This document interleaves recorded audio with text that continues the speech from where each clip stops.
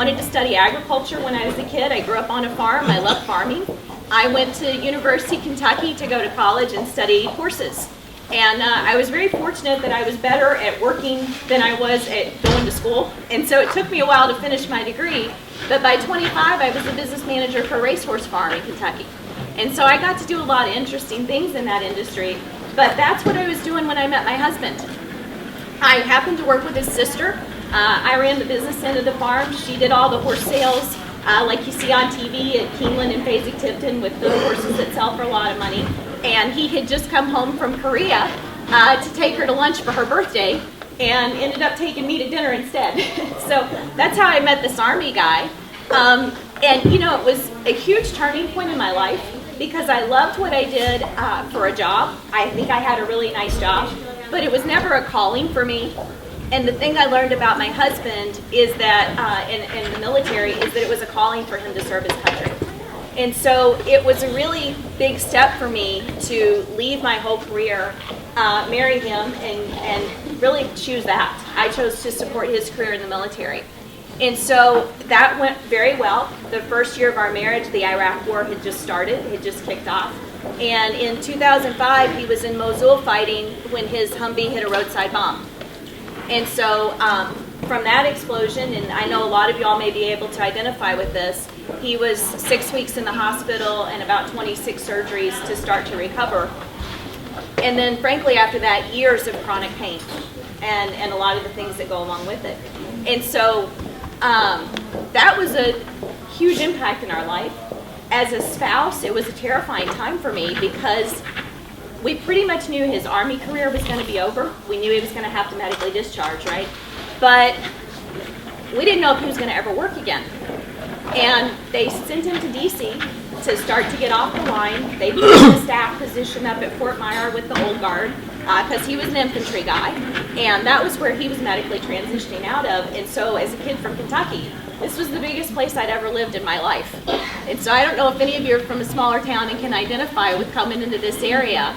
But here we were in this huge new area, trying to figure out how we were going to replace his income, not only once he got out, but if he never worked again.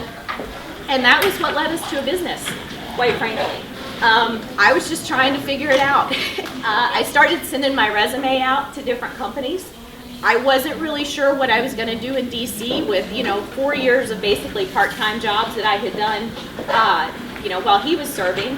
And, before that experience in horses, that maybe you could go 10 or 12 places in the world and do what I did in Lexington, Kentucky at that level, right? So I had no idea how to market myself. I had no idea how to choose anything. Had no idea how to replace his income. And one of the ads I answered was actually for nutraceutical sales reps, which is basically nutritional products. I'd worked with a lot of farmer reps in the horse industry, so I thought I could probably make pretty good money doing nutraceutical sales. So I answered the ad, and of all the resumes I sent out, it was the only one that called me back. And here's the dirty word. It was network marketing. Have you all ever heard that word? Yeah. So you can imagine, at the time I was pretty furious and feeling pretty rejected that the only people who called me back I thought wanted my money. And the only reason I can tell you I met with her is one, because she was a cool customer, but two, because no one else called me. So I figured at the very least I could go and practice my people skills on another person and just get out in the community. And it was a very interesting thing because what she showed me was a very different way of doing business. It is a home-based business. It was something we could start for very, very low capital. And it was something that I could kind of learn as I go, and I could have mentors. But she also taught me something that was really near and dear to Chris in my heart, which is that we believe in empowering other people. We believe in personal entrepreneurship, and we believe in family businesses. And so when she taught me how I could have a business that could help teach other people how to do that and how to solve their problems the way we needed to solve ours, I actually got pretty excited. And so is anybody familiar with the industry that I'm talking about, network marketing? Somebody back there gave a woohoo. Good, you're a fan. Wonderful. That's great. It's a good industry. You guys may be familiar whether you know what it is or not. Think of it as like when people have a home-based business. Ours happens to be nutritional products.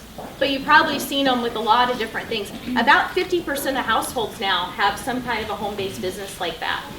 So you probably know somebody that's in one if you're not involved in something like that. And basically we started with a few $1,000s, and over the course of several years turned it into about $3 million in sales. And so we built a pretty big company and had a lot of success and excitement.